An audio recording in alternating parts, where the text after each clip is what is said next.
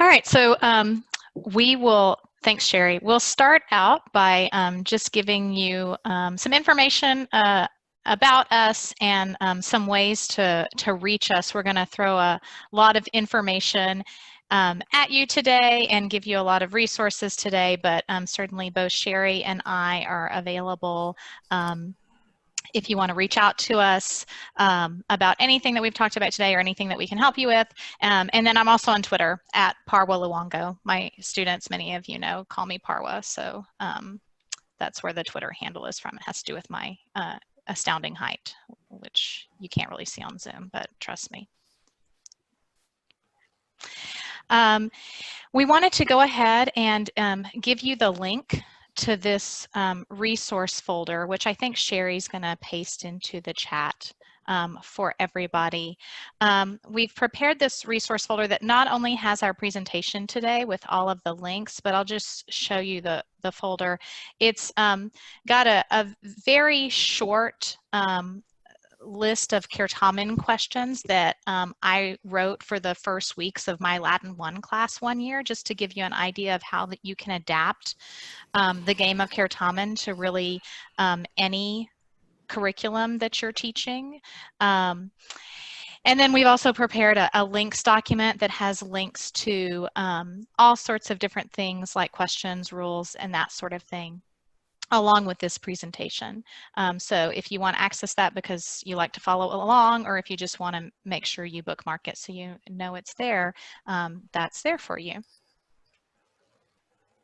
So the plan for this presentation is, we'll just have a brief introduction in case there's anyone here who is new to the game of Certamen. Also, a little bit of a discussion as to why you and your students should play the game, the benefits of it.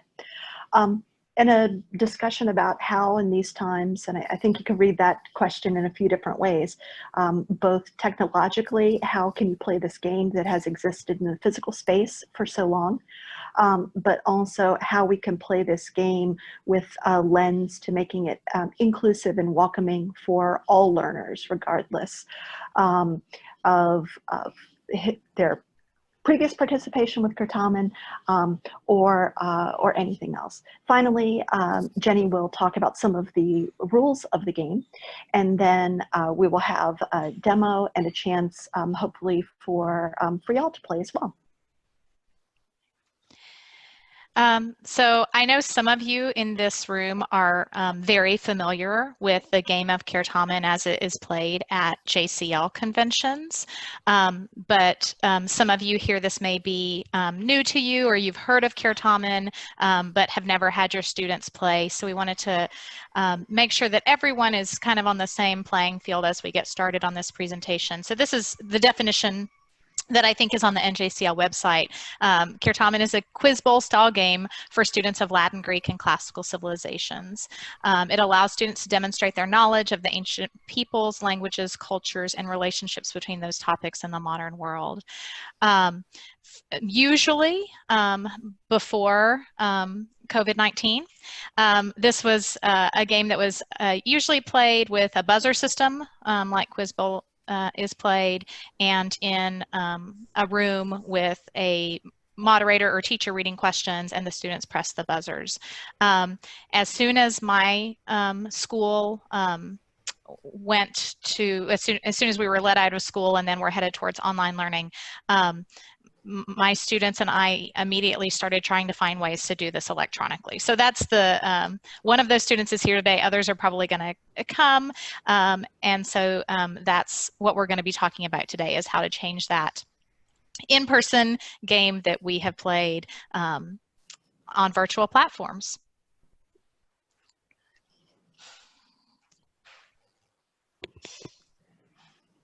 So why should we play?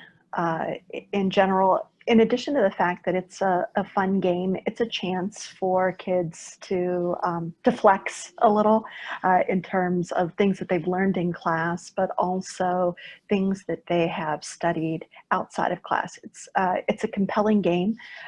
It has moments of individual competition, but it also teaches kids how to work as a team, how to work cooperatively, and also how to manage some resources that we probably have in our classrooms, but that aren't necessarily part of our standard curriculum.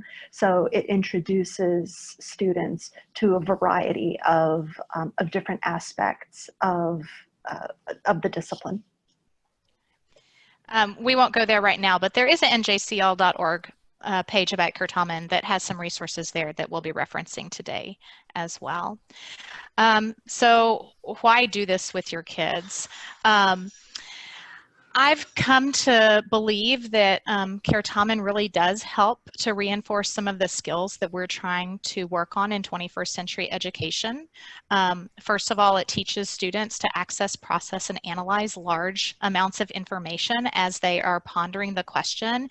It teaches them critical thinking as they consider what they know and how to apply it to the questions, and helps them to be more agile in their thinking, in addition to what Sherry was talking about in terms of learning to collaborate with others and respond as a team to questions.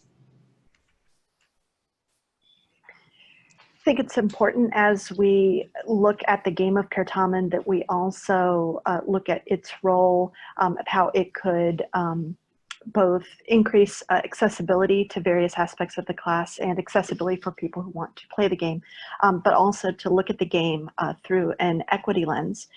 As a quick aside, I just wanted to say that the ACL's statement of solidarity reminds us of two major considerations, and that is that the ACL, as well as the entire discipline of classics, has been exclusionary. It also reminds us that we have a lot of work ahead of us, both as individuals, as Latin and Greek teachers, but also as an organization. And it's going to be a long road to work to be actively anti-racist, and to look at what we do with an equity lens. To that end, Jenny has put together a couple of great resources here that can help us. First is the Certamen Voices Project. I know that for a long time, there was, maybe this sort of a stereotypical idea of what a Certamen player was, how they played, what type of school, and the resources that they might have. The Certamen Voices Project, if you haven't had a chance to check this out, it has, I think, a really powerful message that there have been many people who have been involved with the game, and still are, who have added to the shape of the game, and to what the game has meant to countless numbers of students and teachers who've played.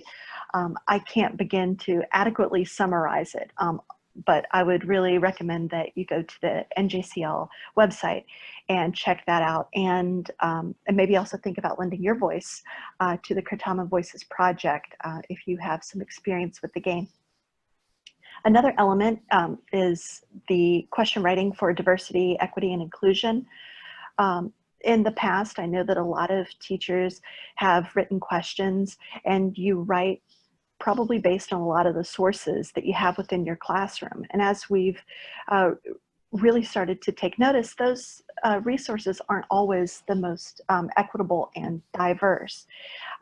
Jenny's document here starts to give us a framework that we can look at in terms of how do we write questions so that they're phrased in such a way that they are inclusive, and that they get to the heart of answering questions about Latin or about the ancient world, as opposed to answering them based on stereotypical lenses that we may have used in the past. So it's a fantastic way, not even just for Certamen questions, even if you're just thinking about ways of writing questions for assessments in your class.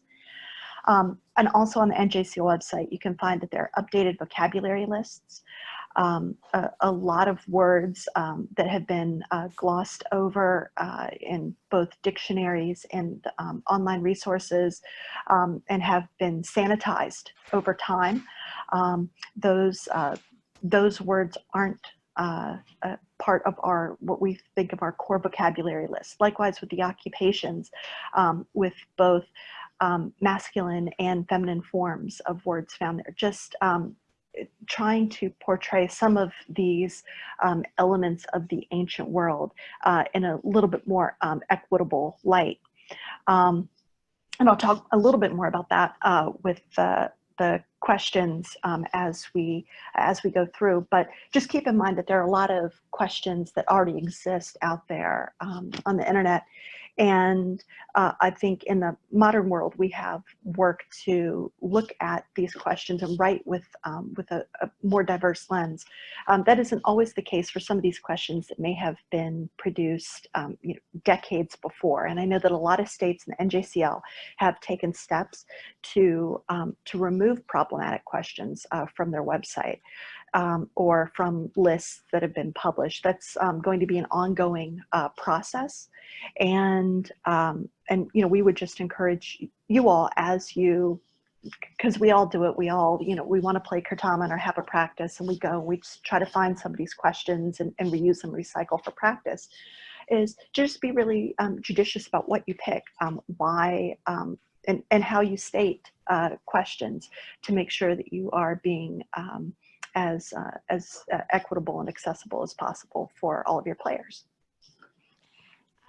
Sherry, I want to thank you for maybe giving me credit that I don't deserve in sharing these materials and prepping these materials.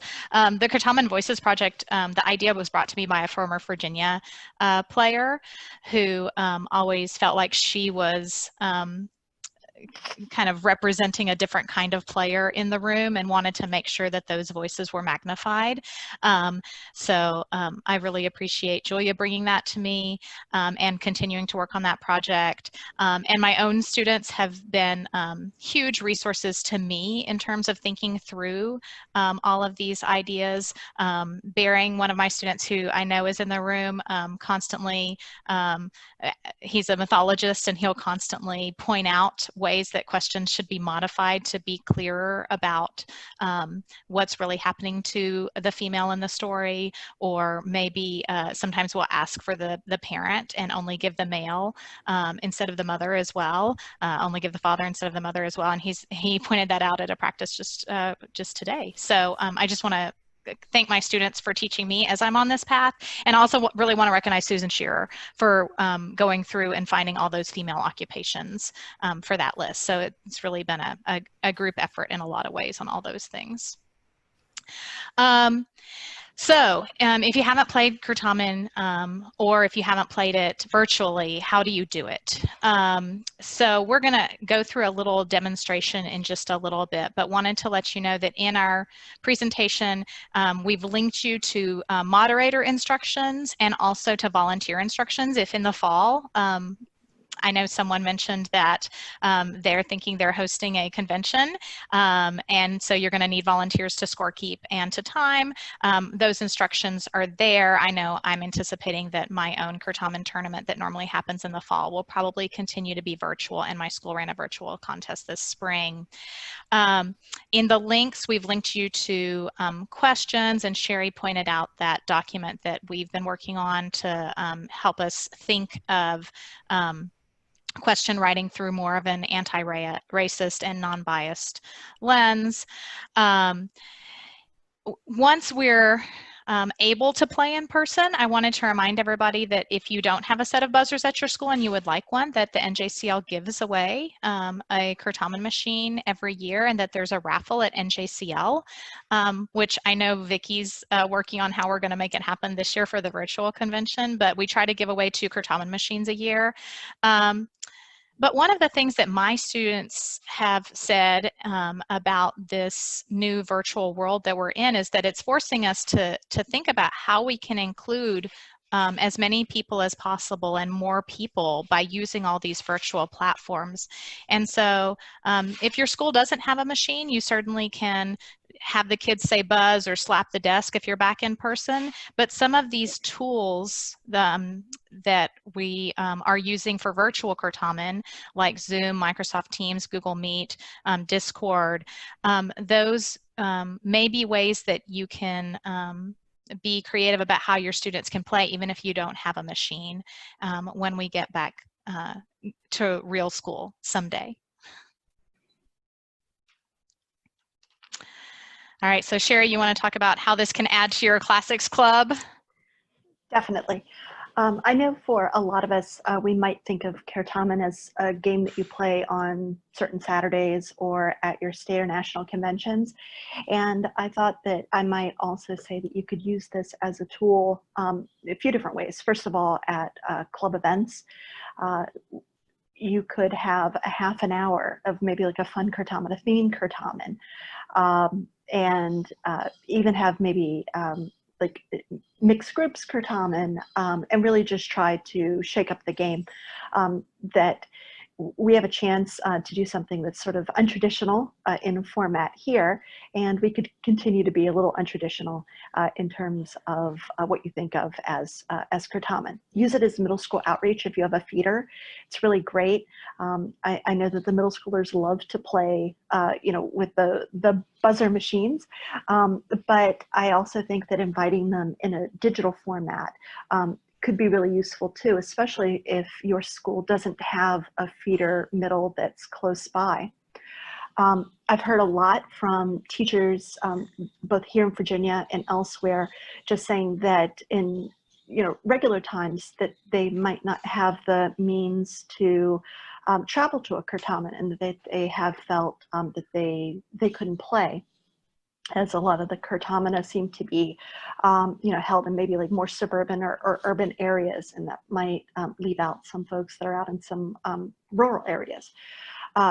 With the digital platforms, you can host a Certamen. You don't need to travel to one. And you could also maybe invite some of your local schools. You could have this at an untraditional time, maybe even have a Certamen after school as opposed to a Saturday or time in the summer. Additionally, sorry, y'all. There we go. Okay. That there's a very good chance that many of our classrooms are continuing to see some sort of remote or hybrid learning as we move into the fall. You could use this as a tool, as a game to play during those moments, as opposed to just a standard lecture-based class, which maybe isn't necessarily the way that you want to go day in and day out. But having it as a virtual ed tool or game in the platform that you're already using. And I always say invite an administrator. You might, if you do have a regular Certamen or you do this at your convention, your administrators might not be able to attend those, but give them the link and see if they want to pop in. I think they'd be impressed by what the kids are able to do. Another cool element that you could do is you could have your students write Certamen questions, whether they're writing them for their own classes, maybe you pick and choose, or if they want to write for younger learners. But there are definitely things that that your students could do to help contribute. Sometimes as teachers, we feel like if we're not fully armed with a ton of Certamen questions, and we just can't do it. But instead, having your kids write is pretty useful. And also, if your kids are writing and you know the texts or the sources that you have in your classroom, if you're a CI or a spoken Latin class, that you can include elements of what you're doing in class, which may or may not reflect the published Certamen questions that are out there on the web, and personalize it. And I think the kids really get a kick out of that. So so instead of just thinking of this as a stationary tool or as a a Saturday and a convention tool, really trying to make as much use out of it as you can in the virtual digital platforms.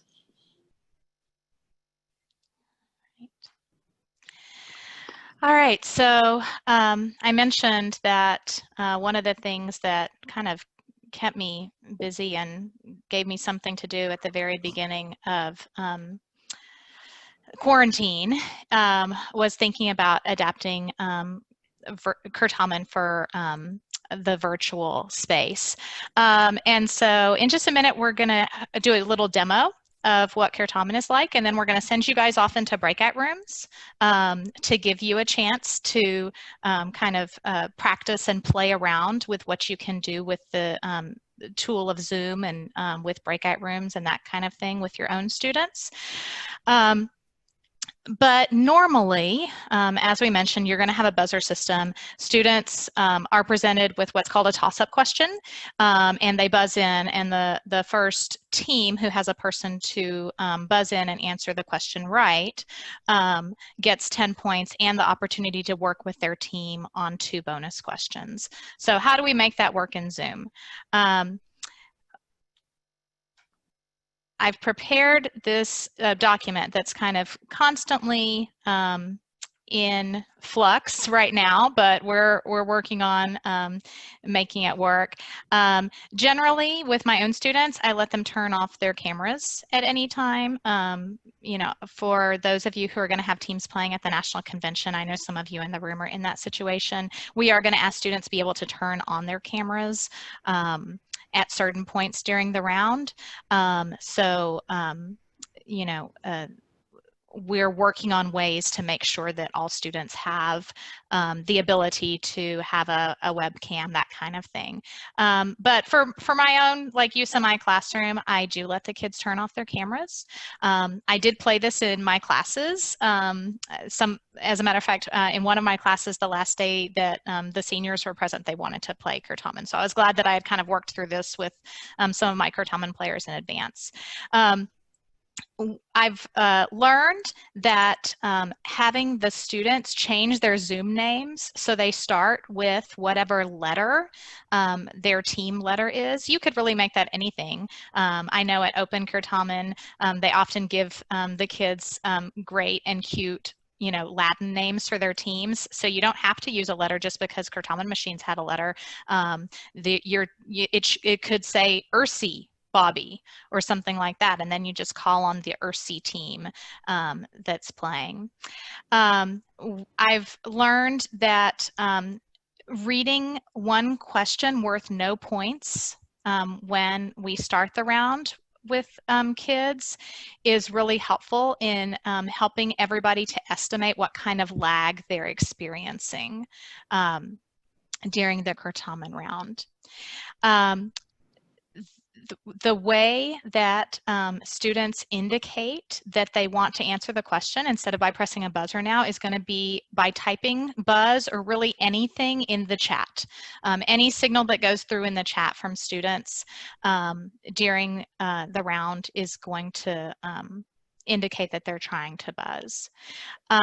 It is important that you're aware, if you try to do this, that the buzzes are going to happen on each person's screen at a different time, depending on lots of different things. And so like for me as the moderator or the teacher, it's the order that the students show up on my screen that determines who I'm going to call on first to give the answer.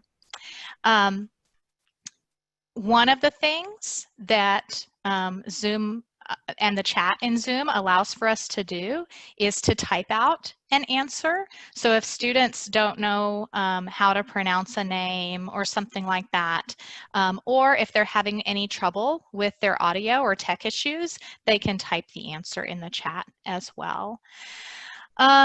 Normally in-person Certamen, teams had 15 seconds to collaborate on bonus questions. I found that for my kids, 15 seconds is not enough, especially when they're learning to navigate this virtual environment. So I found that expanding normal bonus questions to about 20 seconds allows them to collaborate better, and they can collaborate by voice or by chat. And then for longer questions that require them to answer in a grammatically correct sentence, something like that, more like 30 seconds is what it takes for them to really collaborate well on those. So those are the basics, and you can come back and go through that, those adaptations, and you know, I want to encourage you to change things to make them work for your classroom and your kids. I know sometimes when I have really fast students and I want to give the slower processors time to be a part of it more, I'll sometimes give kind of a 10-second penalty to the person who's already scored the most points, or something like that, where they can't buzz until 10 seconds after I've stopped answering the question, or I'll just ignore their buzz. So, you know, feel free to adapt these for your own students in your own classroom as you see fit. It doesn't always have to follow the rules of the national contest if that's not working for you and your kids. All right, so we're gonna try to play.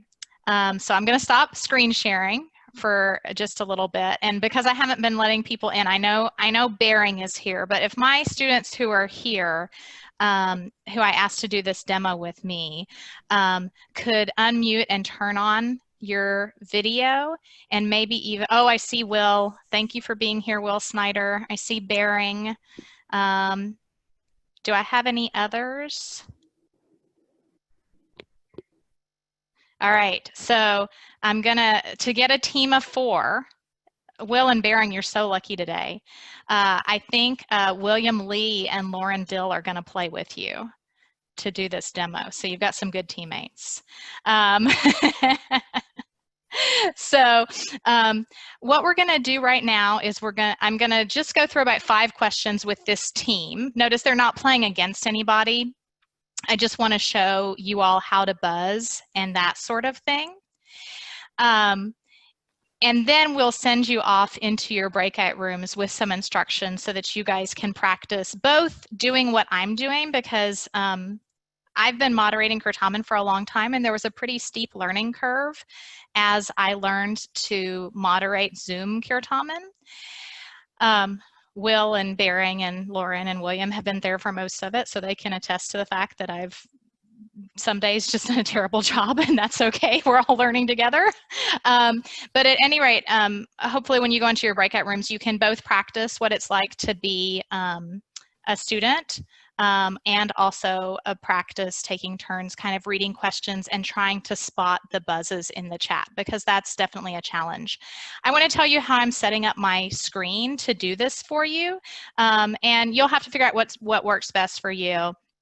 But I'm on a Mac, and so I'm going to put my Zoom screen where I can see my players side by side with my questions that I've got in a Word doc. And then I'm going to open up the chat, and I'm going to ask that you guys who are in the session just pause using the chat to answer questions or to greet each other for just a few minutes. And we're just going to use the chat for buzzing right now. So those 4 people, William, Lauren, Will, and Bearing, will be the people who are buzzing.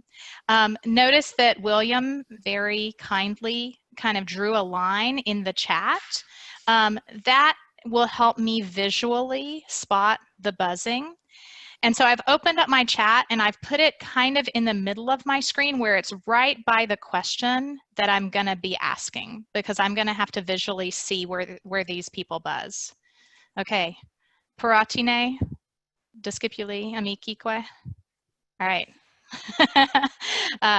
let's do this. Ludamus Certamen. So, toss up number 1 for all 4 players. What is the Latin motto and its English meaning of Kansas? So I saw Mr. Lee first. William. Ad astra per aspera, to the stars through difficulties. Bene factum, benedictum. Well done, well done. Okay, so now I'm gonna put that dividing line in again before we start the new question. Toss up.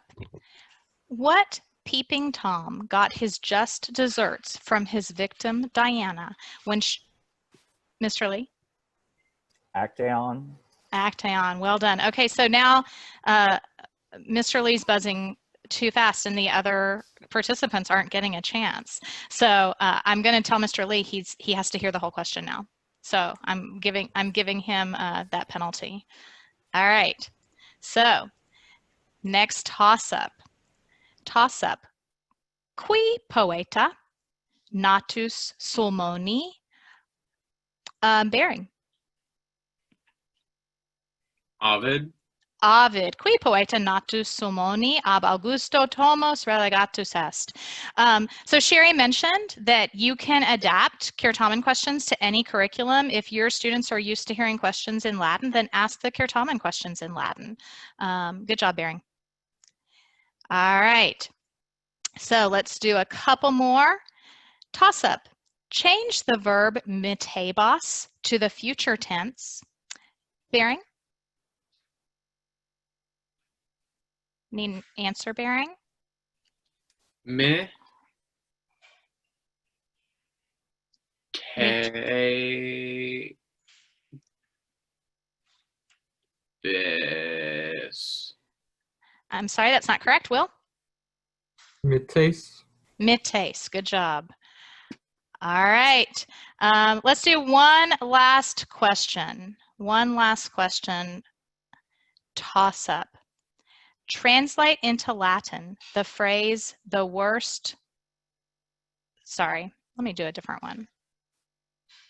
Okay, let's do this one. Translate into Latin the phrase most boldly in the sentence. Ms. Dill. Lauren. Audacissime. Audacissime. Audacissime. Bene factum. And look, they all got questions. Look at that. Well done.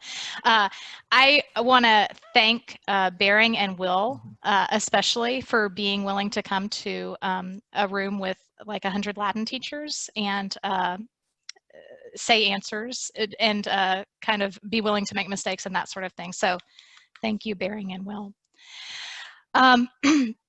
All right, so as I mentioned, we're going to let you go into breakout rooms now.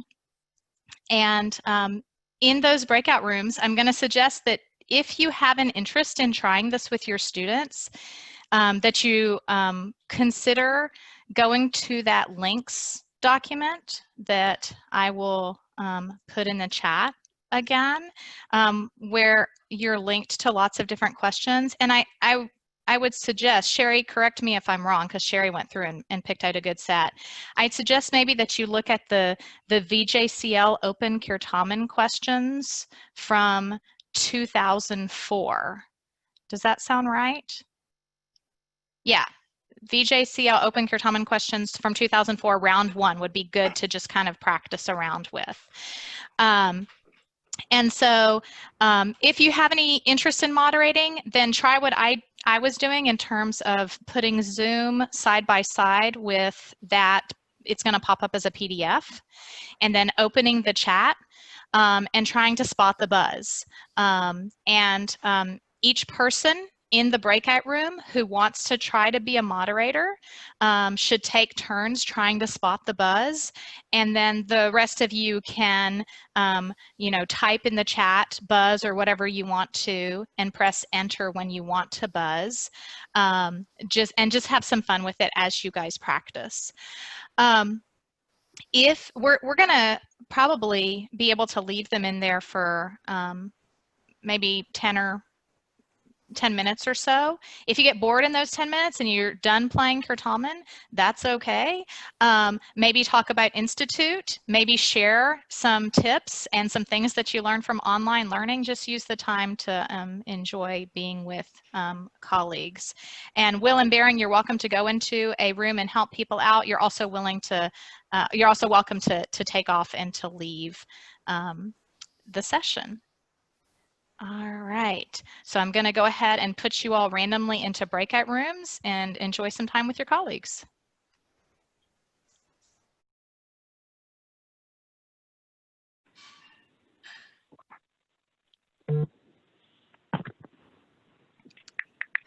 As everybody's returning, I'm going to go ahead and share my screen again as soon as everyone gets back, which should only take another few seconds, then Sherry and I will go ahead and take questions if William wants to. I don't know if William's back, but if William wants I'm to back. kind of moderate that. Okay, good. All right, so I am back. And I can look at... While some questions are coming in, I'll talk about one that came up in the breakout group that I was in, and that is, what about bonus questions? If you want to talk about it from the national perspective, like, that level of play, and then I can, talk about what we were saying, just in our breakout group. Yeah, I really should have asked some bonus questions, and I noticed that Will and Bering very kindly stuck around. So would you all be willing to do a set of bonus questions, Will, Bering, Mr. Lee, and Ms. Dill? Sure. Okay. Yeah. So I'm going to ask you a bonus question for one of the earlier questions that I asked you.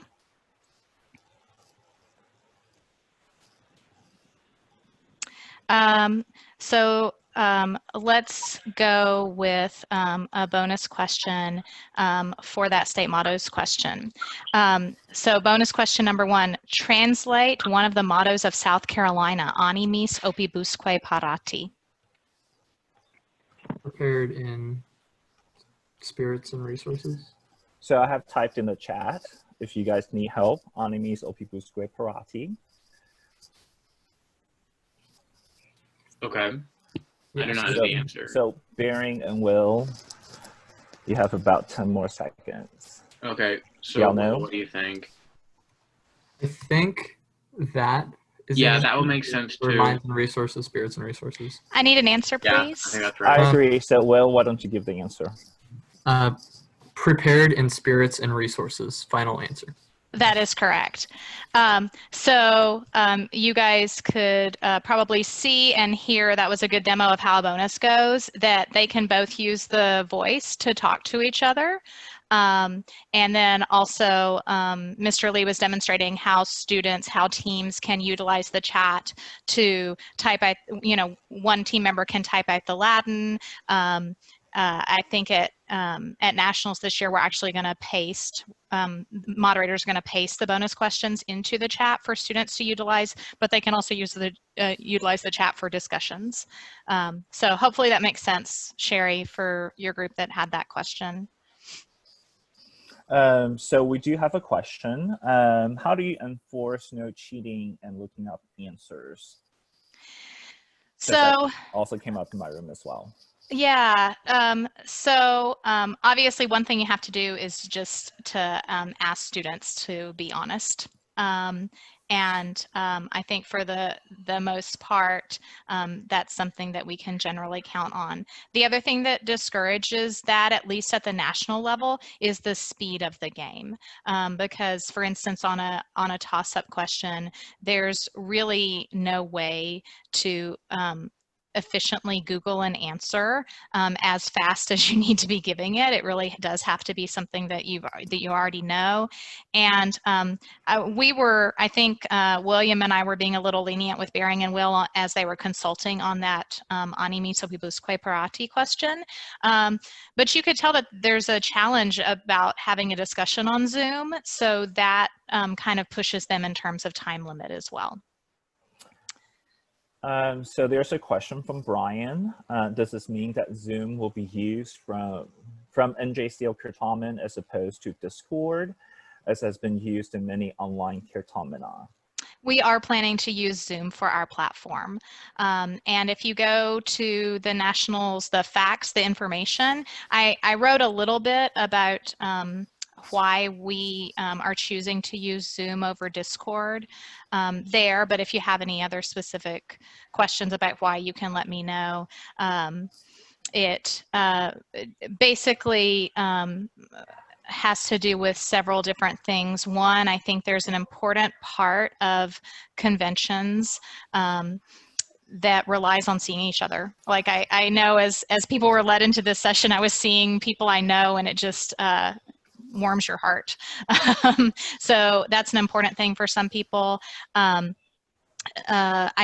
think Zoom, at least in my experience and through anecdotal evidence, tends to be better for all different kinds of learners. Sherry talked a little bit about how one thing we're really working on with Certamen is making sure that there's a big umbrella. And for students who have attentional issues, Bering mentioned in the chat, I think being able to pin the moderator's face, so that's the one thing you see. For students who have attention issues, sometimes that's a big deal.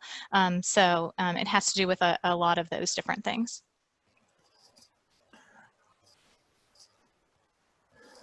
So there's a question. You don't really need Zoom breakout to play this, do you? No, you don't. I put you all in breakout rooms because there are over 100 of you, and that made it easier for all of you to get a chance to practice. And I mentioned that my school ran a tournament in May, and the way we did it was by using breakout rooms. And I know that Mr. Lee did the same thing for the Texas State tournament this year. All the advanced students were in one big Zoom room, and then their breakout rooms were the rooms where their rounds were read until finals. A question from Nora. She is an organizer for the New Jersey Certamen. They had an issue that was moot this year with the cancellation of the contest. But are there any suggestions for helping students who might have visual or auditory impairments? How can play be made equitable for them when playing with students without that disability? Yeah, so equity is definitely a huge concern. And one thing that I would love to have someday, and I don't know when that's going to happen or how that's going to happen, but if somebody has resources that you can send me in the direction of, I'd love it. I mean, at the national level, I'd love to have a sign language interpreter in every single round. I don't know that it's going to happen this year, but it's definitely something I would love to have long-term as a goal. And then in terms of visual impairments, I think we have to allow some sort of helper to be present with the student to do some of the reading of the chat, if that makes sense. And also there's a question about recording for the May Certamen, so I can answer that. I do not have a recording for the Texas State Tournament because of FERPA issues. And I know that we were trying to record the Caledonia Classic, and I'm not sure if we have permission slips, so. Yeah, I have rounds recorded, but no permission to share them widely. So we can continue to work on that. And with that, I do believe we're at time. And so I think I have answered all the questions. And yes, I do remember Leslie's comment about a student with disability. And he was outstanding, yes. All right, and so I want to thank the viewers for joining us today and our behind the scenes staff and Institute organizers. I also want to thank today's presenters, Sherry and Jenny, for sharing their time and expertise with us today. As a reminder, we have the 2 sessions I mentioned in the afternoon or facilitated sessions, discussion groups, and you can find them on the SCIT app and the online program. And lastly, like to see where our session participants are from today. So Andrea has enabled the chat feature so that everyone may give a shout out now with your location. And I'll start. I'm from San Antonio, Texas. And we have lots of people from over the place. And so in case you're not aware, I think you can download the chat. If you click on the 3 dots as a file, you can save chat. And that way you can, look through the discussions that we've had as well as the notes. And that's one of the things that the students have been encouraged to do is to take notes through the sessions. And so again, thank you for coming today. Really appreciated. And so thank you again. Thanks to our speakers. Valete omnes. Valete. Wallen.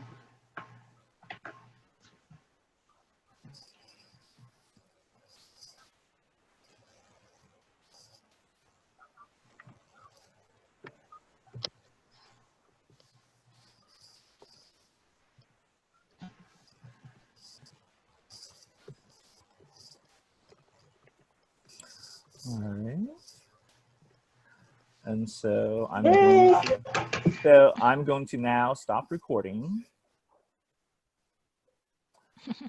Yes.